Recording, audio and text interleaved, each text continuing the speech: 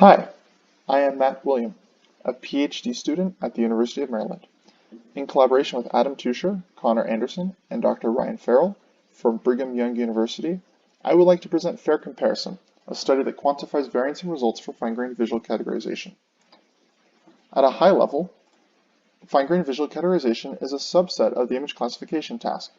FGVC focuses on domains and datasets where the classes are closely visually related.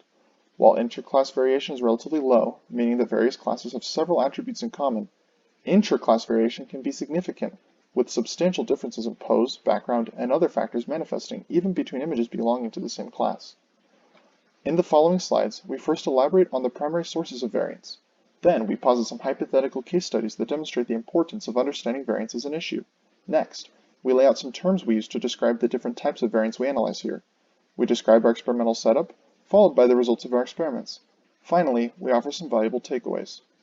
For sources of variance, consider that state-of-the-art convolutional neural networks have millions of parameters. This makes variance in FGVC possible. That is, due to the randomness introduced during training, two networks of the same architecture can learn two different solutions from the same data. Specifically, state-of-the-art methods do not simply look at the exact same images over and over, epoch after epoch as they train. Instead, they are presented with altered versions of the images, which are shuffled at every epoch.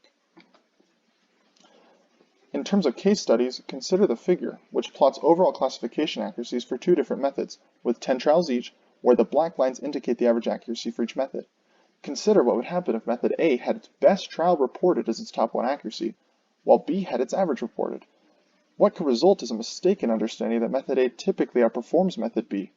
In this case, variance in overall results makes FGVC methods harder to benchmark.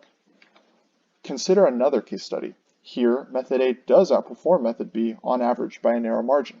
However, method B could be useful in a multitude of practical applications since it performs at a more acceptable level even for the most challenging classes, which could include the classes of greatest interest, such as the endangered species in a wildlife dataset. It is thus critical that we report this aspect of performance when benchmarking methods. In a final hypothetical case study, we consider that a classifier's performance for the same target class X can vary dramatically across trials. It is important to understand this, particularly in applications where relative inability to handle a particular class, such as in trials 2 and 4, is unacceptable. What we've alluded to in the case studies, we now identify with concrete terms. We study not just overall accuracies, but also the range of overall accuracies. We examine per-class accuracy, classification accuracy of the subset of images belonging to one particular class rather than the whole dataset. We describe the range of per-class accuracies from class O to class N as the overall deviation, which is, more specifically, the standard deviation of all per-class accuracy scores for a particular experiment. We also address per-class deviation, which is the standard deviation of the accuracy scores from multiple training runs for a given class, averaged over all classes.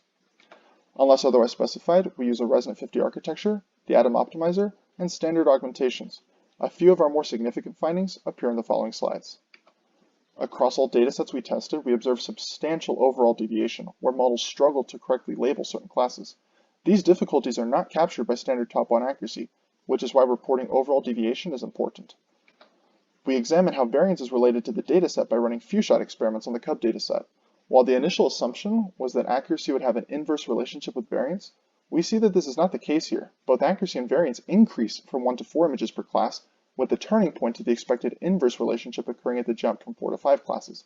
This is evidence that maximizing accuracy will not necessarily minimize variance. Here, looking at the optimizers and architectures, we find a concrete instance corresponding to our first case study.